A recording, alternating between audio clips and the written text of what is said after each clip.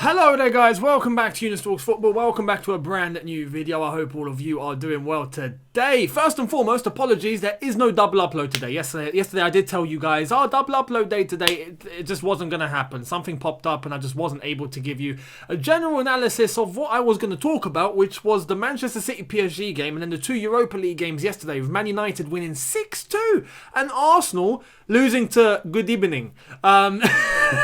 Emery. Villarreal winning 2-1, but Arsenal have that away goal. It looks like Manchester United are in that final, and it looks like Arsenal have an away goal to take to the Emirates, and if they win 1-0, they get to the final. So it's not all done for Arsenal just yet, but they can't concede. If they do, they're in trouble. I was going to give you a little video just outlining my thoughts on all of that and the Manchester City comeback with good old Riyad Mahrez, Algerian efficiency right there, I have to say.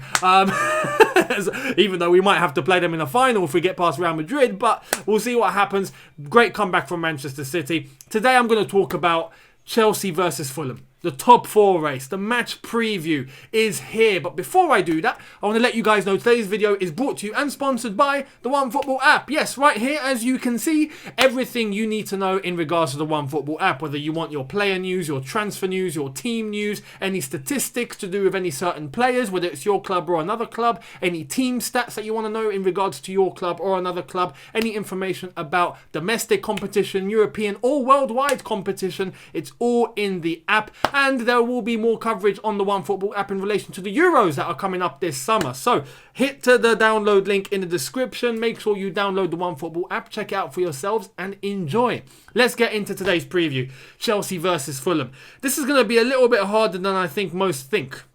Most think that because it's Fulham and it's a Stamford Bridge, it's going to be a bit of a walk in the park.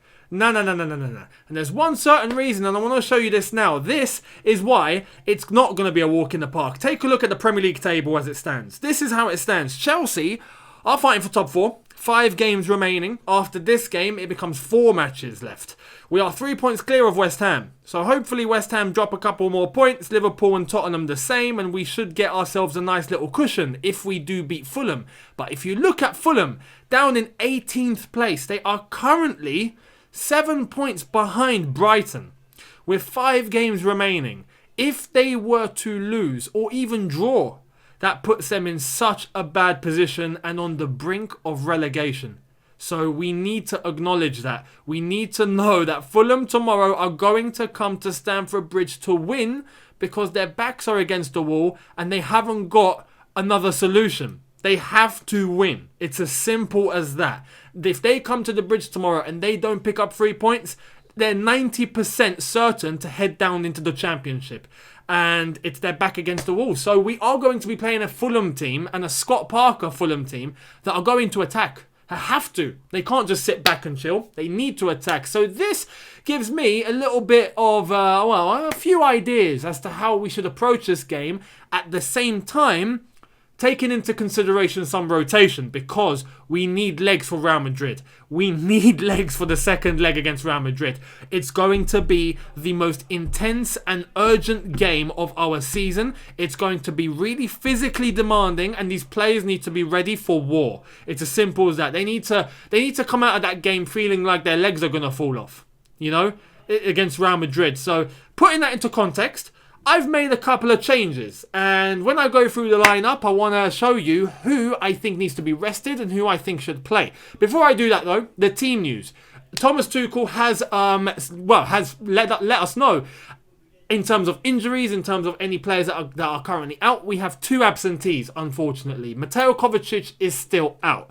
He will not be featuring this, but Tuchel did say that he's quite positive that he will be available for the Real Madrid game, which is flipping great, right?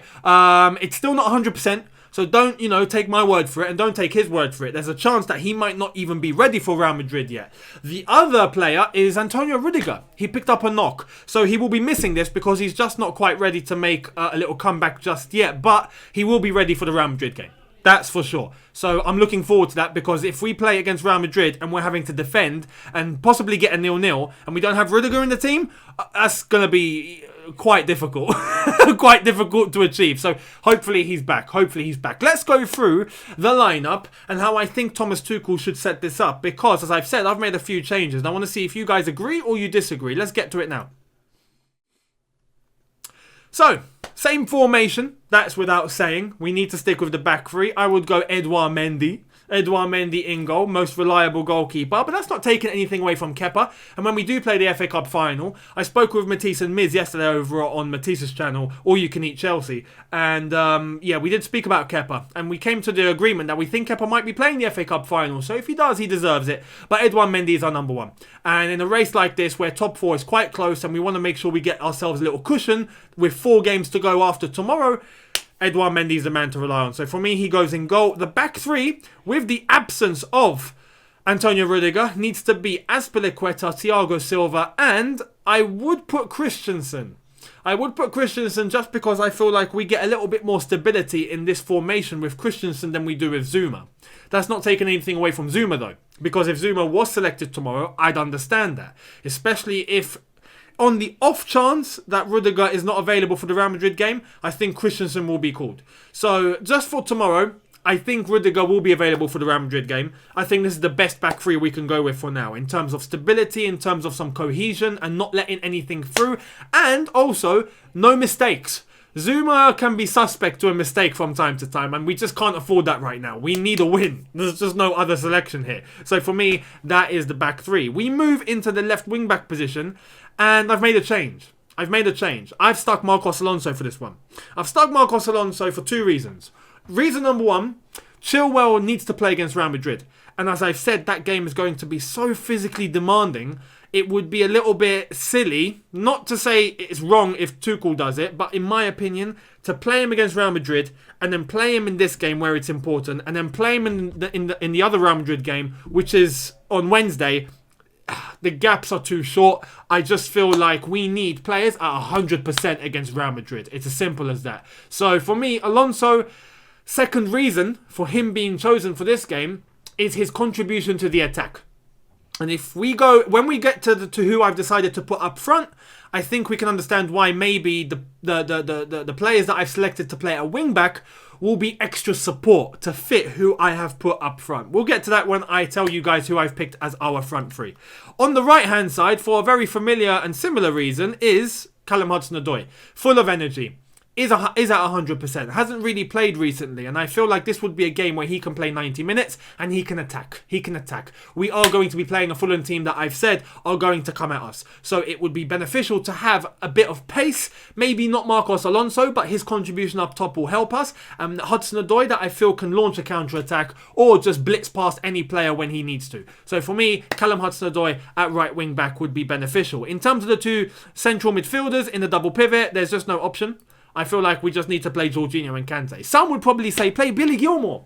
This game is just too important and we need some stability. And those 2 against Real Madrid done absolutely incredible. Absolutely incredible. And they worked their socks off. I wouldn't be against one of them being rested, but right now we just don't have the options. And yes, Billy Gilmour could be called upon. And if he does, I wish him the best of luck. But I'm just worried if it's a bit too much pressure. I don't want to throw him in a situation where he might just not have a good game, and we need to have a good game. We have to. There's just no option here.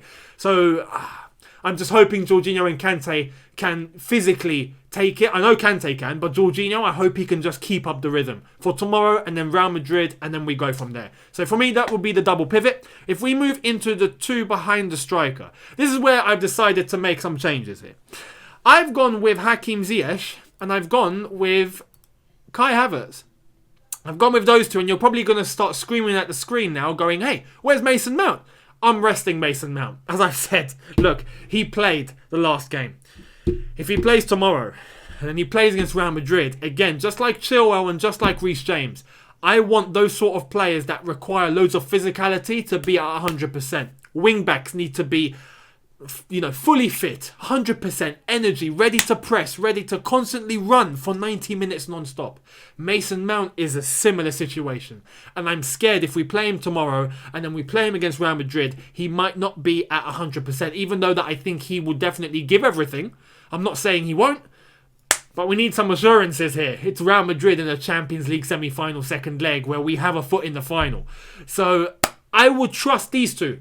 Ziyech, especially on the counter-attack, can be quite lethal. Havertz can be very direct. And I feel like in terms of pressing and applying some pressure, he would be of use. So those 2, I feel are still good enough, even though Mason Mount isn't there. Those two are good enough to get a job done. Now, up top, I've decided to go with a bit of link-up. And I've gone with Olivier Giroud.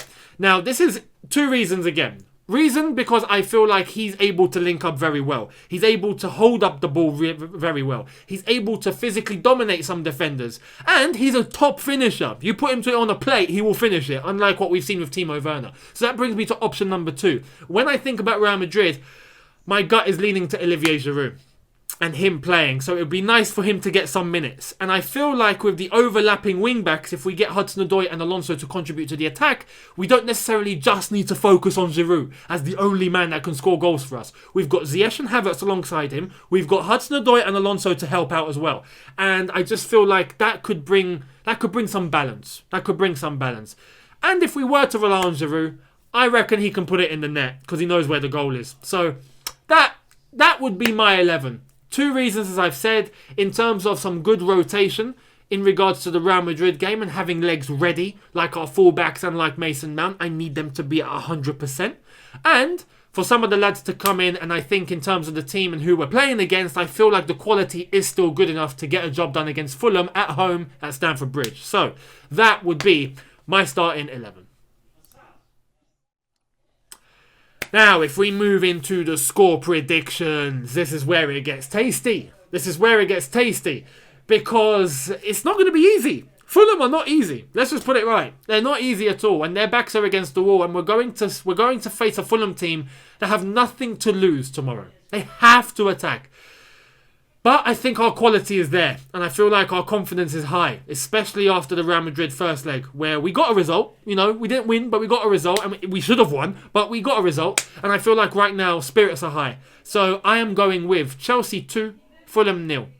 I still feel like we would be able to... We'll be too much for them tactically. And I feel like the talent that we have up top, and in terms of possibly launching the counter-attacks, I feel like we will have loads of opportunities to catch Fulham out and get a couple of goals. And that's why I'm going 2-0. Let me know your predictions in the comment section below. How would you line up? What would be your 11? And how do you think it's all going to end? Are you confident? Are you nervous? And right now, look, the last message I want to leave you guys with is in regards to the players. I hope their heads are not focused on the second leg. Because I'll tell you now, my head is focused on the second leg. Honestly, I'm thinking about tomorrow, but I've got one eye on tomorrow. I've got the other eye on Real Madrid. I just can't stop thinking about that second leg. I am so nervous for that second leg. It's ridiculous. I haven't had this feeling about a football match possibly since, well, club football, since 2012. I'm not even kidding. I remember the emotion of 2012. I remember what we went through, and I remember how deep it was and how you just couldn't sleep because of those games that we were playing. It's the same. It's the same. I'm feeling exactly the same now. I haven't had this feeling in ages, and I kind of like it because it means we are back at the top. We are back competing against the best, and I love it. That is the essence of being a football fan. That is the essence of the sport that we love. Is seeing our teams in these situations. So I wouldn't have it any other way. But right now, I've got an eye on the second leg. I hope the players don't, because they need to be fully focused on Fulham. And once that's done, then they can fully focus on Real Madrid. But just forget that Real Madrid game for a second. Beat Fulham. Nail top 4. Yeah? Get a gap between us and West Ham, and hopefully they drop points. And then we'll see where we end up, and we can just focus on Real Madrid afterwards. But that's how I hope the players are focusing. Thank you all so much for watching. Hit the like button if you've enjoyed this video. Much appreciated. Smash the subscribe button if you are new. Hit that notification bell to be notified once I've uploaded. Don't forget to download the OneFootball app. Link in the description. Go over there, download and enjoy. And I will see you tomorrow for the watch-along to Chelsea versus Fulham. And then after that, I will be dropping my match review for you guys. So I'll see all of you on the watch-along. Thank you so much for watching. Have a good one. See you tomorrow. Take care and peace.